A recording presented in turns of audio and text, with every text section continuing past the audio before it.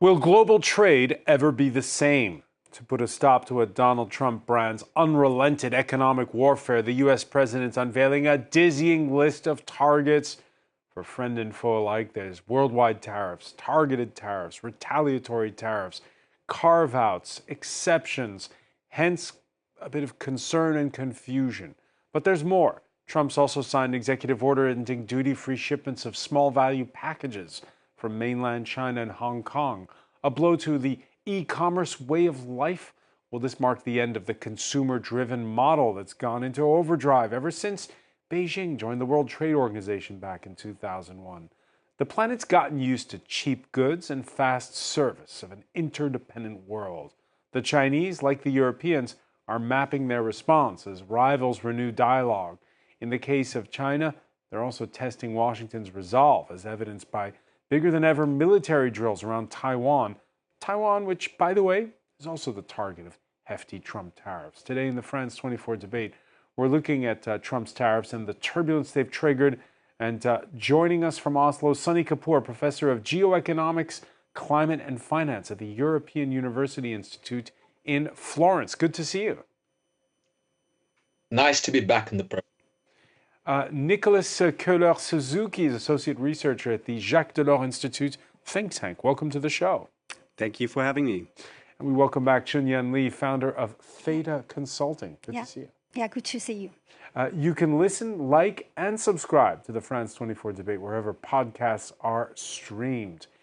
In the Rose Garden of the White House, Donald Trump describing trade deficits as no longer merely an economic problem, but a national emergency, threatening our security and our way of life. Reaction sharp, both from Wall Street, which was headed towards its worst day since COVID, and from world leaders. Europe was already receiving hybrid attacks from the East, from an increasingly belligerent Russia against the European project. And now we add this trade attack coming from the West. Köhler-Suzuki, do you put on the same par hybrid attacks by Russia and the trade tariffs imposed by Donald Trump? I would not necessarily say so. What are tariffs for? We basically have three reasons to impose tariffs. You can impose a tariff to raise revenue. This is something that countries have traditionally done when they were industrializing. You can raise a tariff to create leverage for a market access negotiation, or you create a tariff to protect your domestic industry. What I think we've seen the Trump administration do here is a combination of all of the above. So we have an announcement of a 10% baseline universal tariff, which I believe is being used to offset some of the tax cuts that are happening domestically. We also have a set of reciprocal tariffs that are on top of that are country-specific, and these may be used for negotiations. And lastly, we have sector-specific tariffs of around 25% for cars, for aluminum, for steel, for pharma and semiconductors. And I think this is being implemented to attract investments. So I think this is quite different from the cyber attacks that we have from Russia. All right, so not at all this on the same par. It's viewed as a hostile act. Do you agree with Pedro Sanchez on that? Yes, of course. It can be perceived as hostile, especially in between traditional allies. So we see that all of this here is overlaid by a geopolitical competition, right? So between China and the US, you've already had the Biden administration acting in a similar manner against China. They increased tariffs for electric vehicles to more than 100%, prohibitively high, so that the European market would become more under pressure. Interesting. So As you say, it's right now a situation that we haven't seen before. This three-pronged use of tariffs by Donald Trump. The prospect is for the highest trade tariff since the 19th century, a time of steamships and when the telegram was still a way of communicating. Here you see the graph as compiled by the Bloomberg news agency. And this is if, of course, these reciprocal tariffs are applied in a maximum scenario. Well, joining our conversation from Washington is Jeff Ferry, Chief Economist Emeritus at the Coalition for a Prosperous America think tank. Thanks for being with us here in the France 24 debate. Let me begin by asking you, first off, there's the announcement and there's what will be put into practice. When you see how much markets have tanked after this announcement, do you already see Donald Trump rolling some of this back? No, I don't see that at all. I think these tariffs will be put into practice as soon as tomorrow. And your thoughts on this decision? Is it why this 180-degree turn, which is, again, it's being viewed as a hostile act here in Europe? Yeah, I don't think it's a hostile act. I don't think you're interpreting it correctly to look at it that way. And it's also not a 180-degree turn. I mean, if you want to understand what's going on in American politics and American life, we've run a trade deficit for nearly 50 years. We've seen widespread deindustrialization, which has hurt the middle class and the working class very badly. The turn was 2016, when Donald Trump surprised everybody by winning that election. And he implemented some tariffs, as we know, in the first term. Joe Biden continued those tariffs in his presidential term, and as you mentioned, added some new tariffs on EVs and also added tax credit programs to benefit and support certain industries. Now Donald Trump has taken office for the second time, and he's much more familiar with how Washington works and how his administration works, and he's got supporters in his cabinet and among his top advisors.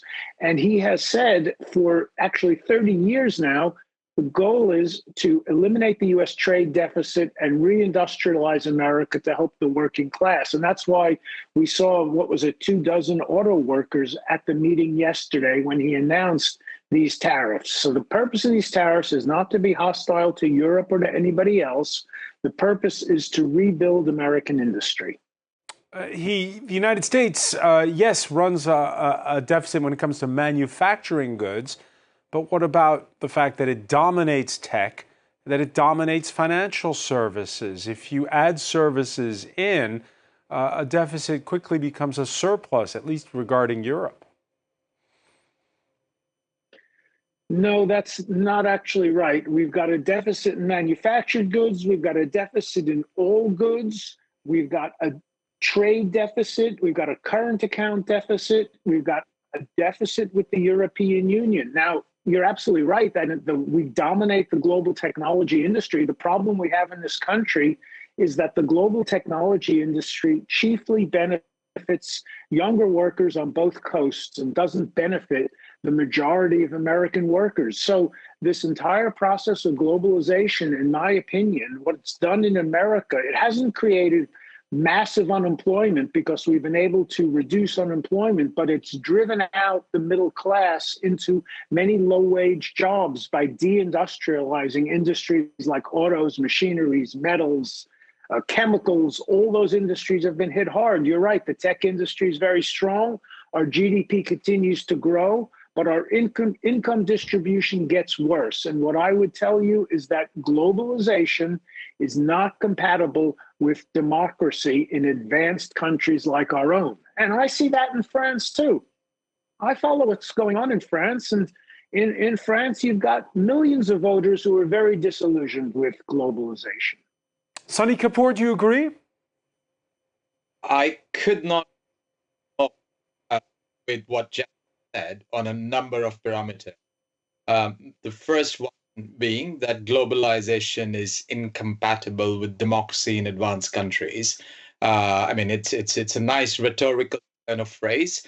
There's absolutely no evidence for that. Fact of the matter is, globalization has been a remarkable success, no matter how you measure it, on every possible aspect of boosting growth, increasing welfare, increasing growth rates globally, exchange of ideas, quality of life. The failure has been mostly at a national level. The And that has been a failure to redistribute the very substantial gains from globalization more fairly within national boundaries, of which the United States is an extreme example. All the Nordic countries, I live in Norway, Sweden, the Netherlands, France, Germany, the UK, Japan, every single other rich country has been living in the same global economy, has globalized, has some of them are even further advanced technologically, have seen massive declines in manufacturing shares of jobs. And you do not see the same level of rise in inequality and the same failure, right? So, of course, nobody has been perfect and lessons are still being learned. But it's widely recognized that there are more than enough tools and there's more than enough economic growth and its benefits that come from globalization to play with, to make better economic policy, to compensate the losers, retrain them for the economies of the future, and to redistribute gains more fairly. Romanticizing good old days, jobs in mines. I mean, have any of the people who are romanticizing those worked on a factory floor day to night, 8 hours in a coal mine? Chemical engineer by trade, and at least I've worked as one, but a few months for my life I did spend on sort of factory floors, and it's nothing to be romanticized, right? There has been a massive gain by the United States in the industries of the future, and in fact, most economists think that U.S. trade in digitization, digital services, etc., is not adequately captured by present statistics. And a recent estimate I saw was there could be as big as a $600 billion surplus in digital services that is undercounted by traditional trade statistics, right? The US economy has been celebrated at an aggregate level, having left Europe behind, etc. And the failures are all national, and the solutions are national too. And in fact, the decline in manufacturing jobs, the much, much larger share of that decline has come from technological progress, and globalization has only contributed a relatively small share, right? So these same people who romanticize the good old days of poor jobs, toxic chemical plants, and the rest of it, do they want to take away electricity and computers and robots and automation too? Yeah, I mean, it's an entirely farcical approach, rhetorical approach that has absolutely no resemblance to reality. Well, let's talk about the reality of tariffs, Sunny Kapoor. Markets are more or less open for business globally.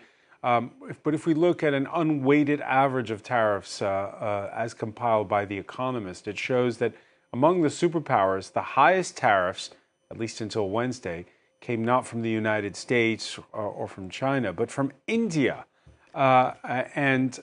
Your thoughts on we're now a quarter century after China joined the World Trade Organization. Your thoughts on how free trade is around the globe?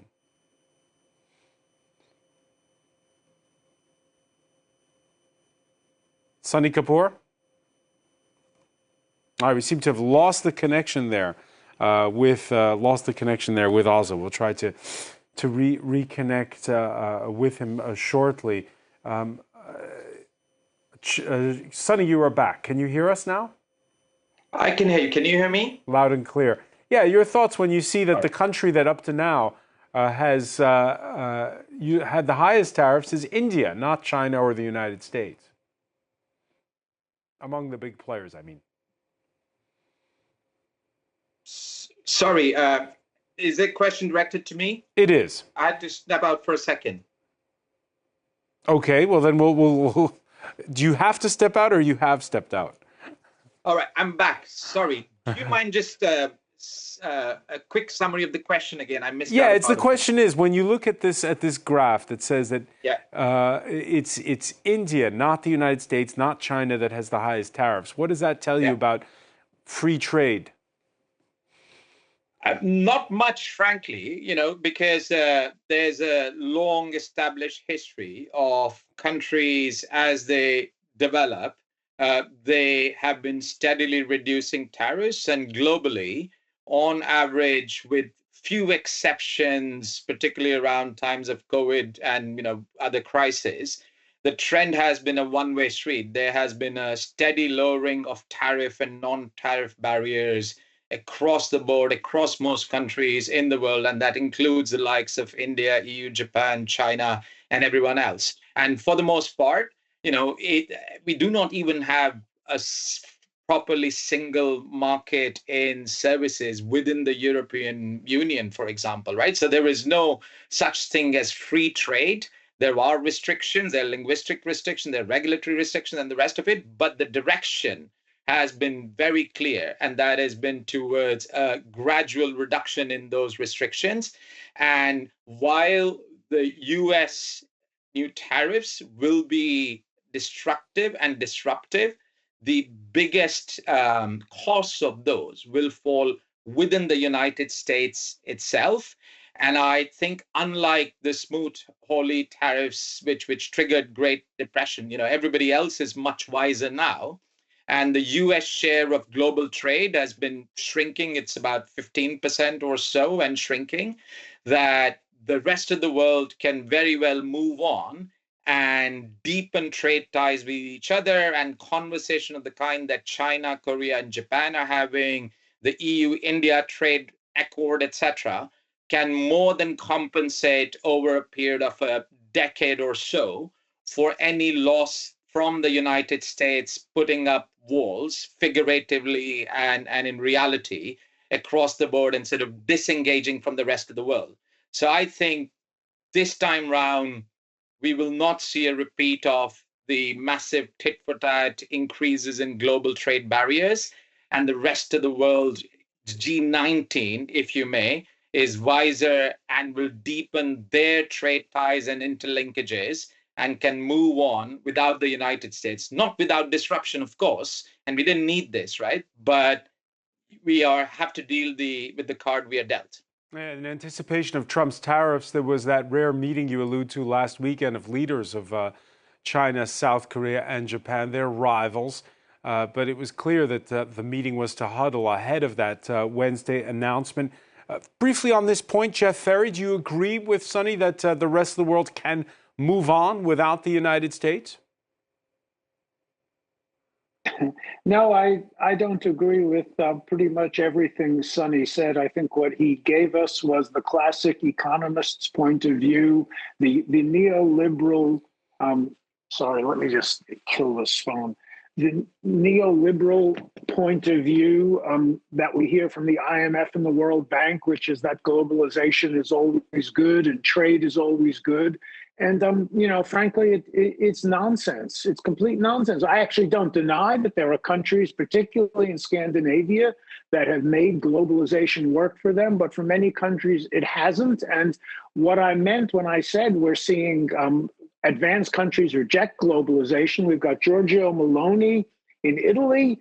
We've got the Reform Party making gains in the UK. We've got Marine Le Pen's party making huge gains in France, despite her legal problems. In Germany, we see something similar. In all these countries, what you see is globalization forces the working class and the middle class to compete with low-wage countries. On top of that, you've got the trade cheating from China. So it's nonsense to say that China and South Korea are planning on how to work together. We have South Korean companies here in the US who are investing and saying to us, we must work together because China is threatening to dominate so many industries. They make 55% of the world's steel, and they're threatening to bankrupt other countries' steel industries. The problems in the world are more serious than Sonny would say. And the countries that do well, frankly, and I say this as an economist, the countries that do well are the countries that ignore the classic neoclassical, neoliberal economist advice. What you have to do is focus on national income, national wealth, and a better distribution of income, each within our own countries. And as we grow our income, we will ultimately trade more, but trade is not an objective in itself. I'll stop there. You've probably got another question for me or someone else. Chunyan Lee, your thoughts on at this juncture? Can the rest of the world do without the United States? Yeah, I think first of all, it's very difficult to forget totally the USA for the global trade. And secondly, I think it's time for the other countries to reinforce the dialogue and cooperation, try to promote more free trade, global trade, and maybe to put some pressure also on the USA, because the global trade has brought many benefits to lots of countries over the past years, even the US. For example, thanks to the global trade, the US consumers have been able to purchase a wide variety of cost-effective products over the past years, and also the global competition. Cost-effective products made in China often. And also in some other countries, like, Asian countries. I think if the USA, has the trade deficit, this also shows that the US market has huge needs for imported products. You know that the private consumption in the USA accounted for around 69% of the nominal GDP of the country in last December, which means that they have such huge needs.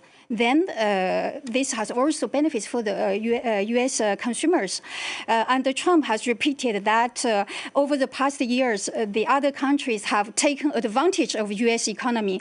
But actually, aside from the benefits that I have mentioned for the American consumers, the global competition has also pushed many American companies to reinforce their efficiency, their production, and also corporate management, etc. And another point is that I think Trump wants to bring back the manufacturing to the USA. So he uses the tariff increases as the main tool. But for me, it will hurt all involved countries. Why? Because when the U.S. increases tariffs, the first consequence is that it will be the importers and distributors in the USA who will need to pay the additional cost, and then they will pass the cost on to the American consumers. So this will cause, the price increase and inflation, and also uncertainty in the economy development. And also, it's very difficult to replace China. For the role of China in the global supply chain, it has taken several decades for China to build the most complex and the most complete supply chain in the world today. All right, so we're at this pivotal moment where we'll see which way it goes. Here in Europe, we've been talking a lot about de-risking when it comes to China, too much dependence on the Chinese market. With these tariffs, though, what's going to happen next? Remember, there were the 20% tariffs imposed already, and now 37% on top of that. Luke Schrago has more. Measures on China more punishing than expected from Washington.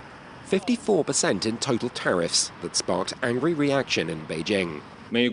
The unilateral tariff hikes by the U.S. violate World Trade Organization rules, harm the common interests of people of all countries, and do not help solve the problems of the U.S. itself. It is clear to everyone that more and more countries are opposing the U.S.'s unilateral bullying actions, such as imposing tariffs.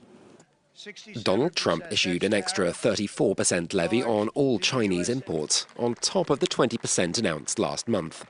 Beijing had responded to previous U.S. moves with its own tariffs of up to 15% on certain U.S. agricultural products, and firms there have rerouted trade in recent years through other bases of manufacturing outside China to avoid unfavorable terms for commerce. But given Trump's new tariffs on other Asian nations, including Vietnam and Cambodia, that strategy no longer looks viable.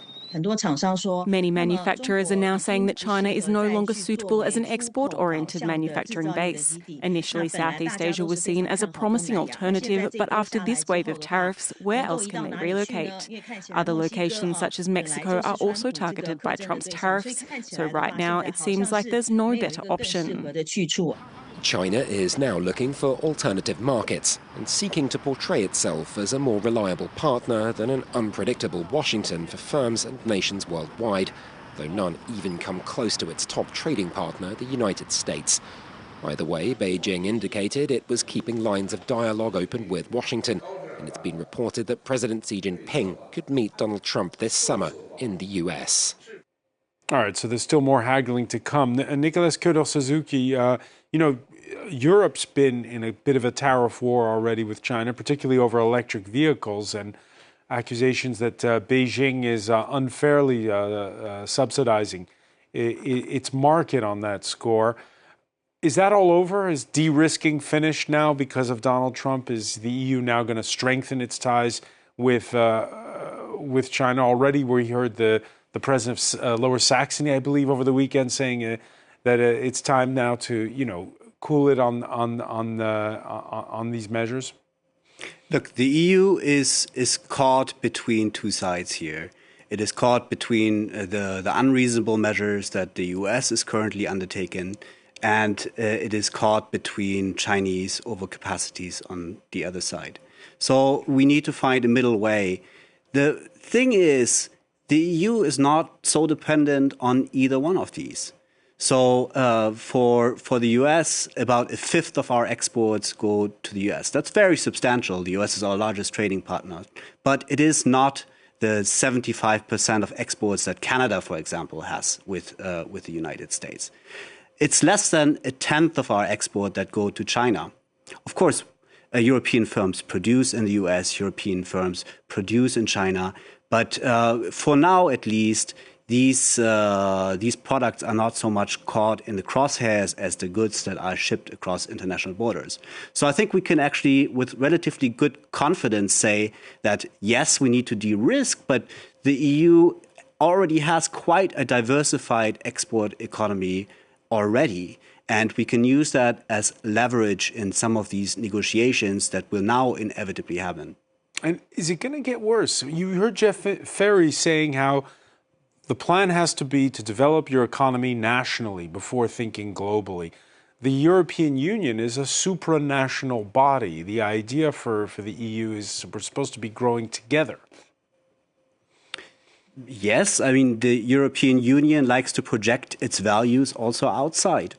We have found a way to have nations work together with supranational institutions, both an executive and a parliament and a judiciary. So the European Union has been quite willing to do that as well on the international stage with, for example, the World Trade Organization. Now, for quite a long time, even predating the Trump administration, the US has not accepted these supranational institutions. And that is, of course, an issue for us. So it's going to be a test. What's going to happen going forward in the bargaining that's still to come. The creation of global financial institutions as we know them in 1944. U.S. President Richard Nixon dropping the U.S. dollars pegged to the gold standard in 1971. Those some of the seminal moments we've seen when it comes to global trade in the last 80 years. Then there was 2001. And these are archive images of when China entered the World Trade Organization. What's followed since, perhaps a symbol of that globalization, is things like, and this is something that Chunyan was talking about a moment ago, the U.S. superstore chain Walmart with aisle after aisle of goods, bringing to consumers cheap products of decent quality. Jeff Ferry, before manufacturing can catch up, do you worry that model that Americans have come to expect, cheap products, and that this is perhaps now they're going to have a nasty surprise on that score? Yes, I am concerned, as you say, that tariffs will lead to price increases in certain sectors. I mean, it's always a trade-off. The tariff or any import restriction stimulates domestic production on the one hand, and it raises prices on the other hand. You've got to do more of the stimulation than of the price increase. So we need our domestic sectors to respond quickly and to grow production. We have seen that in some cases. The case I would mention that is the best example is the steel sector. Donald Trump put tariffs on steel in 2018 and 2019. As a result, 15 new steel mills were built across America. Each one of them employs several hundred people. So several thousand jobs were created. We brought prosperity to these heartland towns and regions. And as a result, one study shows that the average steel price in America went up by 2.4%, just 2.4. So tariffs can be very effective in stimulating domestic economies. It's stimulating perhaps jobs, but here we're talking about millions and millions of consumers. Are their interests being left behind? Not at all. I mean, I'm constantly asked this question. Every consumer is a producer and every producer is a consumer. If you want to consume, unless of course you're on welfare or some social program, and that's fine. But the way a nation gets wealthy is by getting people to work in high profit, high growth, high investment industries. Here in our country, steel is a classic example of that. So is automobiles, so is technology, so are many industries. Look, I worked in the technology industry for 15 years. That's why I'm a little different from your classic academic economists who sits up in his ivory tower and says, oh, manufacturing jobs are rubbish. They're no good. You're on a factory floor. As a matter of fact, you're not on a factory floor these days. You're often in a control room managing equipment with dials and computers. But because I worked in the tech industry and I was involved in offshoring thousands of jobs around the 1998 to 2000 timeframe, I can tell you we made a huge mistake. We jumped on this bandwagon of let's move all those jobs to China and let's only do the software here. The result was thousands of jobs were lost in the US and people were very demoralized and disappointed. And that's why we've had Donald Trump and Joe Biden saying essentially the same thing. I mean, I'll just say one last thing and then I'll be quiet. I'm glad you put it in historical context and talked about 1944 and all that. The post-1945 consensus was built on the idea that the U.S. was way up here and everybody in Europe and Japan had their industries flattened and they were poor and we had industrial superiority. What's developed since then is a system where we run a huge trade deficit to help those other countries industrialize and rebuild, and that's no longer applicable. To have a fair world system today, major countries need to have rough trade balance everywhere. So we need to figure out how do we close that $900 billion gap. And Sonny's right that you can do some financial jiggery pokery and say, oh, it's not really 900 billion, maybe it's a couple hundred billion less. But the fact remains, in this country, we have too big a deficit. We're going to fix that. It's not hostile. We still want to be friends with folks in Europe and South Korea. Sonny Kapoor, let me ask you,